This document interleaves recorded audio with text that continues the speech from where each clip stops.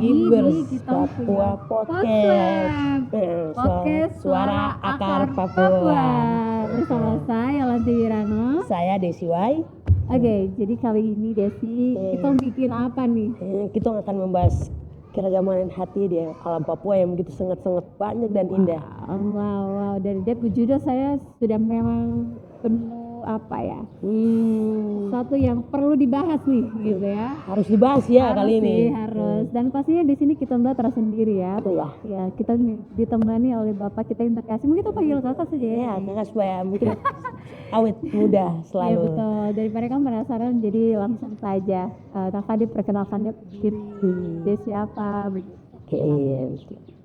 Baik, terima kasih kepada Yola dan Desi yang sudah mengundang kakak untuk berbincang-bincang tentang kehati atau keanekaragaman hayati. Bahasa kerennya Inggris itu biodiversity. Ya. Nama saya Rudi Maturbong. Pekerjaan saya sehari-hari sebagai dosen di Fakultas Kehutanan Universitas Papua. Bidang konservasi sumber daya hutan. Lebih spesifik lagi itu saya dapat gelar akademik guru besar itu di bidang konservasi biodiversitas tropika. Wow, luar biasa. Wow.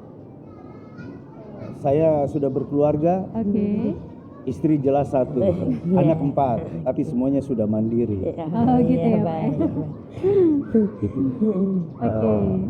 Saya pikir itu saja mungkin ya. Terima kasih ya Kakak Rudi. Tapi teman-teman perlu ketahui yang bersama kita ini adalah Prof juga ya. Jadi kita merasa sangat beruntung ya Desi. Iya, kita bisa duduk bersama-sama di sini dan berdiskusi dengan Kakak Prof ya. Terima kasih sudah meluangkan waktu bersama kami untuk membahas keanekaragaman hayati ini yang terjadi di alam kita yang tercinta di Papua. Iya. Ya. Mungkin sebelum kita bahas-bahas, mungkin Bapak bisa menjelaskan apa itu kehati keragaman Papua. Iya. Itu kehati ya, dari keanekaragaman hayati biasa orang singkat kehati. Yaitu tadi dari bahasa Inggrisnya biodiversity, itu berarti keragaman makhluk hidup ya. Jadi keragaman makhluk hidup atau biodiversity ini atau tadi kehati itu dibagi menjadi 4 tingkatan ya. Jadi ada tingkatan pada level genetik, gen, ada pada level spesies atau jenis, terus ada pada level ekosistem. Dari 3 level ini, orang konservasionis atau ekologi itu banyak, atau bidang konservasi lebih banyak bermain pada level spesies atau jenis. Kenapa? Karena alasannya sebetulnya itu praktis. Kalau level gen, kita mau tahu jenis ini berarti kita harus ke lab, buang waktu banyak lagi. Tapi kalau jenis kita sudah bisa tahu. Matoa itu karakteristiknya begini, tajuknya lebar, seperti begitu. Buah-buahnya bulat lonjong, kurang lebih berapa panjang sekitar 3 sampai 5 cm. Lebarnya berapa 2 sampai 3 cm seperti begitu. Daunnya majemuk. Jadi kita langsung dengan pengenalan pengenal jenis, dengan bantuan pengenal jenis kita sudah bisa, tidak perlu harus ke lab lagi. Kita langsung bisa tahu ini matoa, ini Pometia acuminata. Ya. Jadi seperti tadi, jadi memahami, mempelajari kehati itu ada 3 level ya, dari genetik, spesies atau jenis, dan ekosistem. Nah, kalau ekosistem gampang toh. Ini ekosistem mangrove. Ini ekosistem padang rumput. Ini ekosistem pegunungan. Nah, itu contoh. Itu berarti itu termasuk keanekaragaman hayati. Ini menarik sekali ya. Jadi ternyata keanekaragaman hayati ini berbicara tentang makhluk hidup ya. Benar makhluk sekali. Hidup yang ada di bumi. Yang ada di alam. Yang ada di alam juga ya. Dengan perbedaan-perbedaan tadi genetik spesies dan ekosistem. Oke, baik. Itu bagus sekali. Jadi bagaimana menurut kakak nih ya, Iya. keanekaragaman hayati ini kan penting sekali. Tadi teman-teman sudah dengar tentang beberapa perbedaan itu ya, 3 hal Iya. itu. Bagaimana pandangan Bapak tentang keanekaragaman hayati yang ada di Papua sendiri ini seperti Iya. apa? Ya, kita bisa lihat di banyak sumber itu bahwa keanekaragaman hayati di Papua ini atau bisa skop New Guinea, ya, itu berarti tanah Papua dengan Papua New Guinea itu sangat luar biasa sekali, ya.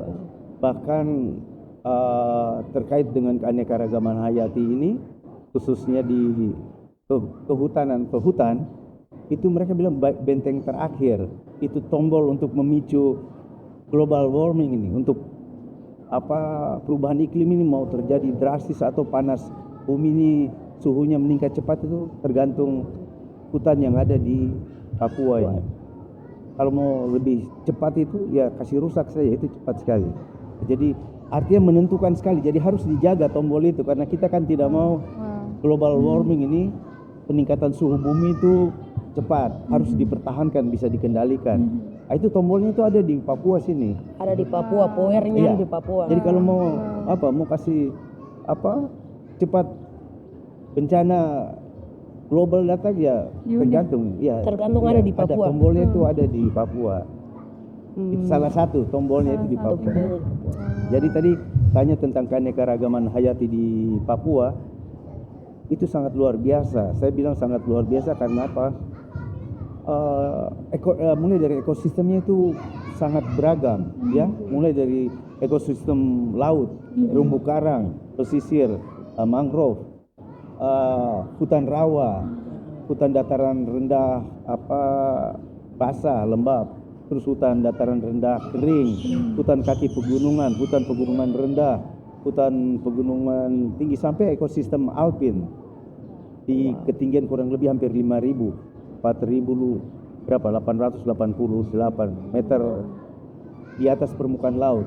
Jadi hampir mendekati 5.000 meter di bawah sea level, di atas permukaan laut. Nah, itu ada di Kartens. Ya. Kemudian itu ekosistemnya itu beragam sekali. Bahkan ada ahli tahun 70-an mereka bukan 70-an, 80-an itu dari LIPI, masih LIPI dulu, sekarang sudah jadi BRIN. Itu ahli ekologi dan biologi dari LIPI waktu itu. Mereka dari ekosistem itu, dari terumbu karang sampai subalpin itu mereka bagi-bagi lagi. Itu menjadi kurang lebih hampir 44 sub ekosistem. Jadi itu banyak sekali. Kemudian itu ekosistem, pendekatan ekosistemnya, pendekatan spesies. Nah, itu setiap ekosistem itu mempunyai spesies sendiri-sendiri. Iya. Jadi itu beda. Jadi secara elevasi atau gradien ketinggian itu spesiesnya berbeda. Jadi setiap tempatnya berbeda-beda. Benar. Jadi dan banyak ahli itu memprediksi, ada yang menyatakan untuk tumbuhan berbunga saja, ini tumbuhan yang berbunga, belum yang lain-lain, itu saja ada yang memprediksi 25.000 spesies, ada yang memprediksi 18.000 spesies, dan ada yang terakhir itu ada Kamara dan kawan-kawan itu memprediksi kurang lebih belasan ribu spesies. 13.360. Ya. 13.363 spesies Ya, yang itu ada yang di Kamara. Ya. Itu. Dan itu lebih dari 50% itu endemik. 68%. Ya, itu. Bapak, kalau keragaman hayati itu sangat banyak di Papua. Ya. Terus bagaimana dengan pengaruhnya untuk manusia? Entah itu dari pohon kah, entah itu dari hewan kah atau apa? Ini satu prinsip yang harus kita tanamkan di generasi muda kita atau di kita sendiri, bahwa budaya atau kehidupan manusia itu dipengaruhi oleh lingkungan di mana mereka tinggal. Betul. Jadi bukan manusia yang yang membentuk lingkungan. Tapi sebaliknya. Ya. Tapi sebaliknya. Jadi ya dia tinggal di pantai dengan dia tinggal di gunung pasti berbeda. Iya benar. Itu mulai dari bahasanya, mulai dari cara mereka memenuhi kebutuhan hidup. Mulai dari pertama pangan itu berbeda karena tumbuhan di pesisir dengan di pegunungan beda. Iya. Otomatis pola makannya berbeda. Betul, pengelolaannya beda. Iya. Untuk memenuhi pangannya itu dari jenis tumbuhan yang berbeda. Iya. Kemudian pangan, sandang, pakaian. Itu berbeda. Itu berbeda kenapa ya itu karena setiap makhluk hidup tumbuhan itu mempunyai persyaratan untuk tumbuh dengan baik yang berbeda-beda. Terutama ada unsur iklim, klimatik atau unsur dari tanah atau edafik. Semua unsur itu pasti berpengaruh. Tapi untuk klimatik yang paling berpengaruh terhadap pertumbuhan atau perkembangan ke hati itu adalah temperatur atau suhu. Gitu. Ya. Jadi tadi untuk dengan pengaruhnya terhadap manusia, ya itu. Jadi dari setiap etnik itu mempunyai pengetahuan atau kearifan tradisional dalam memanfaatkan keanekaragaman hayati tadi, baik flora atau tumbuhan maupun hewan satwa liar. Dan itu semua dipenuhi oleh alam. Ya, hati itu. Seperti begitu. Jadi sepertinya manusia tidak bisa hidup tanpa hati. Iya benar. Kecuali kalau nanti teknologi canggih mereka buat, saya tidak tahu itu kapan. Tidak perlu makan lagi, cukup minum tablet, tapi saya tidak tahu. Betul. Berarti Bapak kalau macam terjadi penambangan liar itu memang sangat-sangat memang pengaruh sekali untuk manusia ya, macam terjadi panas. Ke hatinya pun sangat dipengaruhi. Dia sangat dipengaruhi. Ya, benar. Ya, sebaiknya kita mengacu kepada pembangunan berkelanjutan, jadi itu memanfaatkan sumber daya alam secara bijaksana. Penebangan boleh, tapi ada aturannya, ikut aturan itu. Karena apa? Ke hati itu mempunyai kemampuan untuk menyembuhkan dirinya sendiri. Wow. Maksudnya kalau kita manfaatkan secara bijaksana, tidak berlebihan, dia bisa macam tadi penebangan, tapi sesuai aturan. Itu dalam siklus 5-10 tahun dia sudah menyembuhkan diri dan sudah bisa dipotong lagi. Itu siklus kalau kita ini bisa manfaatkan terus, tidak hilang. Tapi tadi catatannya ada aturan. Ada aturan. Itu ditentukan oleh para ahli. Aturannya seperti apa? Contoh untuk memanfaatkan kulit buaya, satwa buaya. Silakan manfaatkan sebanyak mungkin, tapi harus manfaatkan yang ukuran lebar dada 8 inch. Tidak boleh itu. Kalau lebih dari 8 inch biarkan untuk menjaga populasi di alam untuk berkembang. Kalau ini ambil sebanyak mungkin. Seperti begitu. Dan itu populasi tidak akan berkurang kalau kita ikut aturan. Kita ambil yang ukuran 18 inch untuk dijual kulitnya. Karena lebih dari 18 inch itu dia buaya induk. Dia akan bertelur dan menjaga itu. Dan hati-hati. Ke hati itu tetap kita harus berikhtiar atau mengembangkan pengetahuan kita untuk memahami ke hati. Karena pertama konsepnya protektif, kita lindungi dulu. Terus study it, kita pelajari. Terus use it, kita gunakan, manfaatkan. Jadi 3 prinsip itu harus kita. Sayang keanekaragaman hayati banyak, terus hanya kita protect saja, lindungi, kita pelajari tapi use it tidak. Sayang. Nanti akhirnya kita miskin di atas kekayaan. Iya, wow. Padahal tanah kita sudah sangat kaya, tetapi ternyata wah, itu menarik sekali sih Bapak. Berarti terlihat di sini bahwa ke hati atau keanekaragaman hayati ini cukup sangat kaya ya di Indonesia, khususnya di Papua. Karena tadi kita sudah bahas ada 13.600 sekian, 68% lah yang ada endemik ya di Papua ini. Khusus di Papua gitu. Jelas itu dari letak geografisnya dan lain sebagainya. Tetapi ternyata tanpa diketahui di situ ada ancaman nggak sih Pak? Pasti, ya, ancaman, ya. Ya, itu jadi keanekaragaman hayati ini ya begitu penting dan ya banyak. Tapi kita ingat, kita berbicara keanekaragaman hayati, tapi ada sumber daya alam non hayati. Oke. Oke. Seperti apa lagi nih? Ya, itu karena apa? Keanekaragaman hayati berarti dia hidup di atas tanah, toh. Oke. Nah, tapi dia dipengaruhi oleh geologi. Oh. Geologi artinya apa? Jenis batuan, tipe tanah yang ada. Nah, itu berarti kalau kita berbicara keanekaragaman hayati, ada beberapa faktor yang harus kita pahami.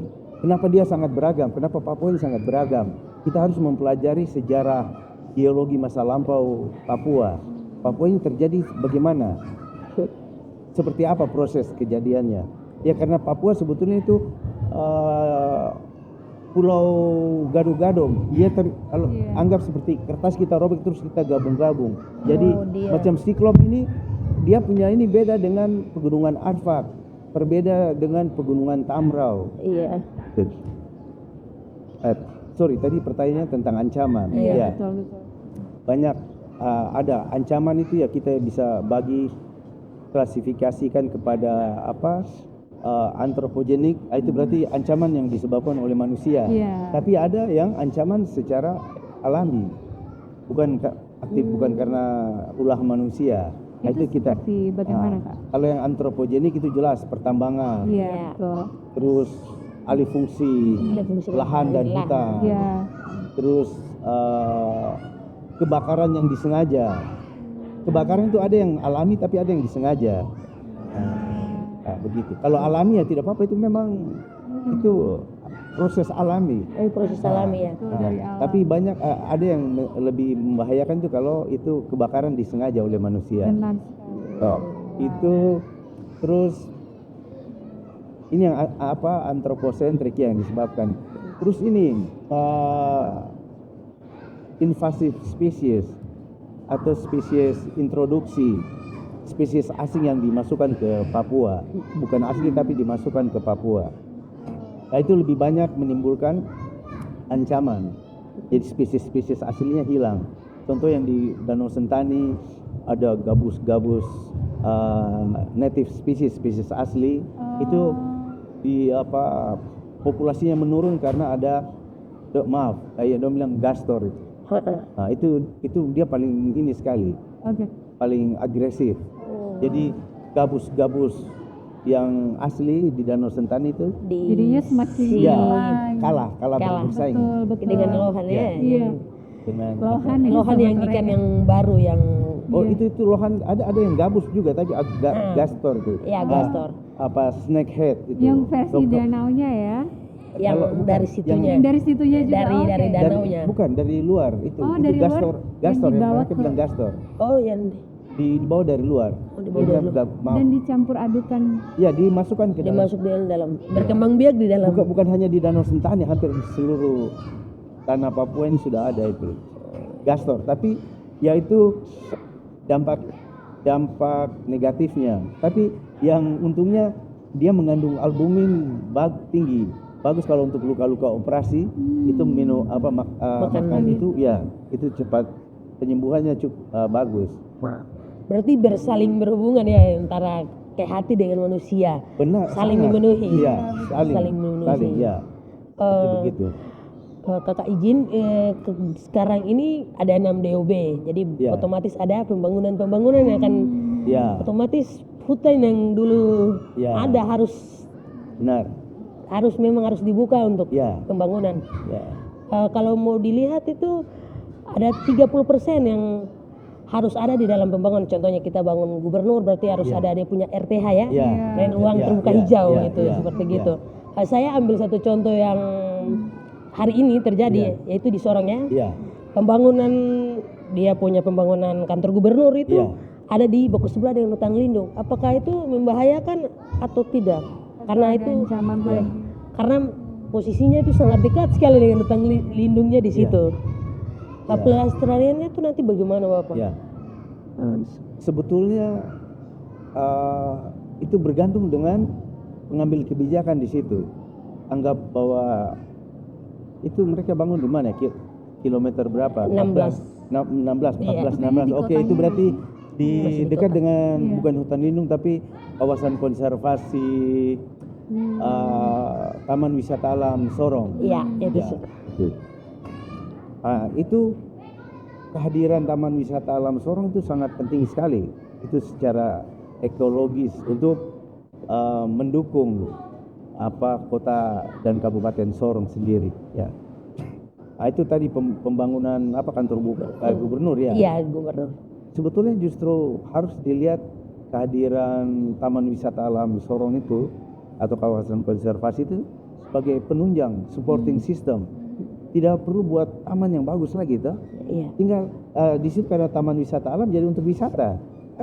Jadi dibuat trekking saja, jalan trekking di dalam itu untuk kalau pas istirahat pegawai bisa main-main ke situ, toh. Betul, skilling Iya, iya, jadi maksudnya jangan dibongkar karena itu susah. Itu perlu puluhan ratusan tahun Sangat membentuk susah. taman alam itu. Ya. Gitu. Dan itu ya pokoknya dari yang kecil sampai besar semua ada di situ dan itu ratusan spesies di situ. Iya, benar. Iya. Jadi dia harusnya sebagai supporting system kantor gubernur gitu. Justru mungkin akan menjadi ikon yang luar biasa. Kantor gubernur tapi mempunyai taman Wisata Iya, alam. wisata yang alam gitu. Sangat-sangat Iya. luas. Iya, dan bisa dijadikan tempat untuk event-event tertentu, tamu bisa dibawa ke situ, acaranya bisa Langsung. langsung taman ya toh. Itu luar biasa. Jadi itu saya percaya mereka anggap itu bukan Suatu ancaman tetapi malah mensupport. ya membalik itu jadi supporting, jadi Supporting. pendukung Oke. keberadaan kantor gubernur yang asli. Yang asli. Iya. Supaya kembali lagi ke Iya. original. Iya. Iya, kembali ke ambil kebijakannya. Iya, gitu. Bagaimana ke hatinya harus dijaga. Benar. Wow. Soal itu ya, ke hati guys, ini bukan hati saya, maksudnya ke Keragaman hayati Iya. alam ini Papua yang ada di ya. Lalu bagaimana keseimbangan dan dampak pelestarian ini terhadap perekonomian yang ada di Papua nih? Iya, kita tahu tadi, jadi ekosistem yang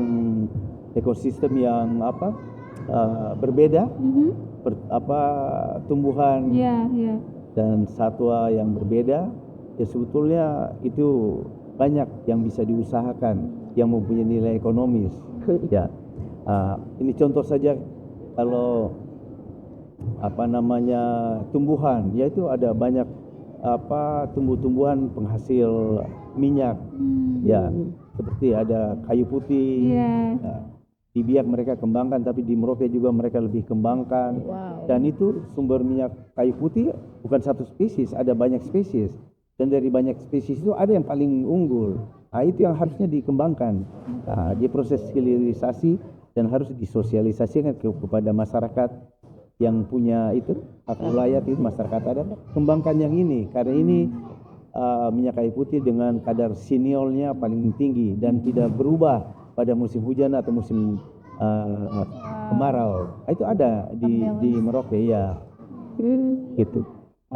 Jadi kita tidak bergantung dengan satu spesies sebetulnya ada. Terus jenis madu, tawon, lebah, penghasil madu. Itu di Merauke itu banyak sekali. Itu. Jadi bahkan ada beberapa yang masih perlu ditetapkan status taksonominya, nama latinnya apa karena kita bicara tentang kehati, berarti harus itu pekerjaan orang taksonomi yang memberi nama itu. Namanya nama Latin. Kenapa nama Latin? Itu berlaku seluruh dunia. Jadi kita bilang kayu besi, Insia bijuga. Oh mereka tahu. Lo baca Insia bijuga, ini yang lo maksud ini. Satu dunia Kerbau. tahu. Iya. Tapi kalau contoh ini saya bilang siapa? Desi. Banyak di Desi. Jangankan di Sentani saya Desi banyak. Itu ini Desi yang mana? Iya. Itu kalau kita pakai nama kayu besi, ini kayu besi yang mana. Tapi Nah, kalau itu. Insiabi juga itu nama Latin itu, dan itu kesepakatan internasional. Jadi tahu bilang Insiabi juga, oh ini pasti tahu ini. Dia bilang kayu besi atau merbau ini. Wah, Jadi harus marketingnya identitas. memang, iya identitas. Iya. Tanpa identitas itu ya kita panggil hanya hi, say Hai. say hello, Say hi, hello. hi. Itu begitu.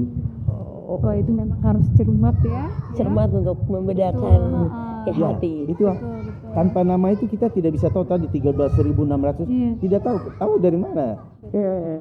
Oh saya Yola itu yang mana ya? Oh, kita susah mendeskripsikan. Oh, orangnya tinggi semampai, rambut, perlu waktu berapa jam untuk tahu Yola saja. Yola tapi tahu marganya, oh Yola ini ada sini. So Wow, ini banyak ya. Kita lihat satu, tapi ada dia punya nama-nama sendiri yang ya itu harus kita ketahui. benar, itu nama Latin itu menjadi kesepakatan. Tapi anehnya, ini yang mungkin perlu disosialisasikan seluas mungkin kepada masyarakat di tanah Papua. Kita bangga dengan keanekaragaman hayati, tapi mereka-mereka yang kerja untuk memberi nama itu tidak ada. Atau ada paling 5 jari atau ini terlalu banyak. Tidak ada. Kita tunggu orang-orang dari luar yang memberikan nama itu.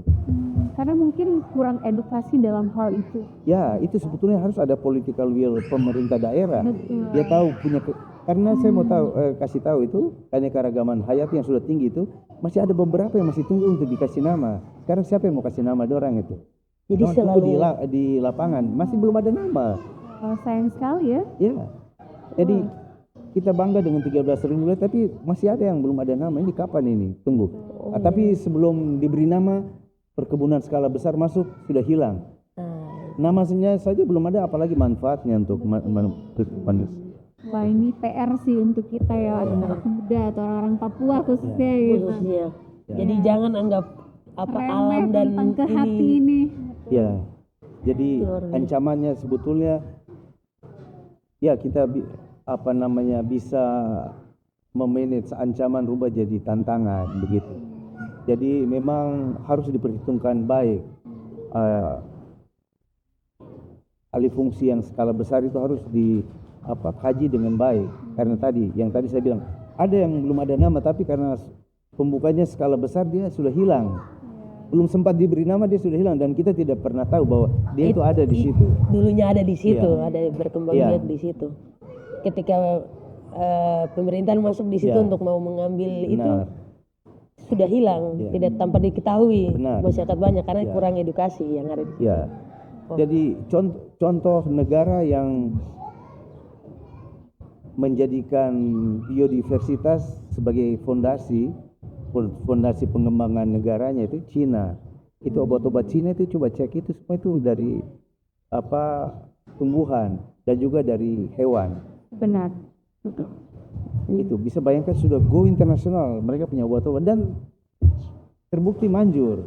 Banyak Iya, orang yang cari. Wah, Tapi lihat itu radix itu akar, korpus itu buah, biji. Gitu. Itu semua itu mereka pakai nama Latin karena obat-obat mereka sudah go internasional. Gitu. kan sebenarnya Papua tidak kalah jauh Tidak dari kalah. Cina. Tapi sekarang tinggal siapa yang mau mulai? Harusnya kalau menurut saya harus ada political will, artinya kehendak baik dari Pemda. Karena kalau itu berkembang, Pemda yang untung. Benar. Dan juga perekonomian yang ada di iya. masyarakat juga naik. Juga, karena masyarakat yang punya Iya. hak ulayat dan kembangkan di situ. Ada pajak, retribusi untuk Pemda. Gitu.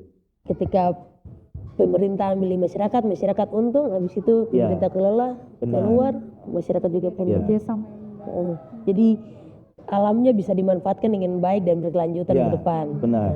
Nah, kemudian tadi yang kaitan ancaman itu yaitu kaitan dengan tadi kita keanekaragaman hayati, tapi ada sumber daya alam non hayati, yaitu pertambangan. Jadi mereka harus gali itu, ubah itu. Akhirnya yang di atas keanekaragaman hayati harus disingkirkan untuk mengambil tambang mineral yang ada. Nah itu bisa. Jadi kita sebagai orang konservasi sebetulnya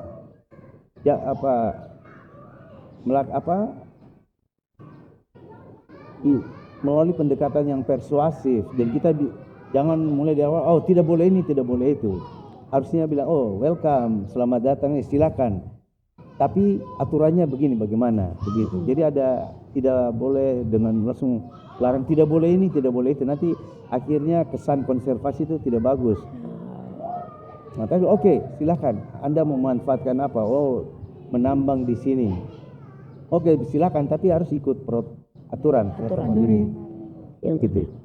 Contoh saja di Amerika itu ada tambang besar di Mississippi. Ada tambang minyak. Sudah, Departemen Konservasi bilang silakan kalian mau tambang tapi tidak boleh vertikal. Bornya, drillingnya tidak boleh vertikal. Dari atas. Ya, mereka ambil dari luar, menyamping. Horizon. Ya, berjalan bagus. Jadi buaya Mississippi itu alligator Mississippiensis tetap hidup berkembang dengan baik di atas habitatnya, tapi tambang di bawah diambil. Itu. Jelas pasti cost lebih mahal toh, kan lebih jauh toh. Ya, tapi ya itu harga suatu hati. Itu ada harga yang harus itu. Yang harus Hasilnya Dan itu juga pasti baik. ya itu bisa dilakukan, tapi yang tadi saya bilang tuh mau yang instan kah atau ya, instan lebih cepat tuh. Enak Cepat juga, disiapkan tapi enak sementara aja. sementara ya kan, kadang harus Ya. lapar kembali. Ya. Dan tinggal dalam tubuh 5 hari baru bisa keluar. Itu yang parah itu. Ya, oke. Berarti kita bisa memanfaatkan yang ada Ya, dan berkelanjutan. ya benar. Itu satu hal itu kita merubah suatu ekosistem itu tidak boleh drastis. Kalau kita menghadirkan jenis baru ke dalam ekosistem ini, yang ini kita rubah ini, itu perlu adaptasi.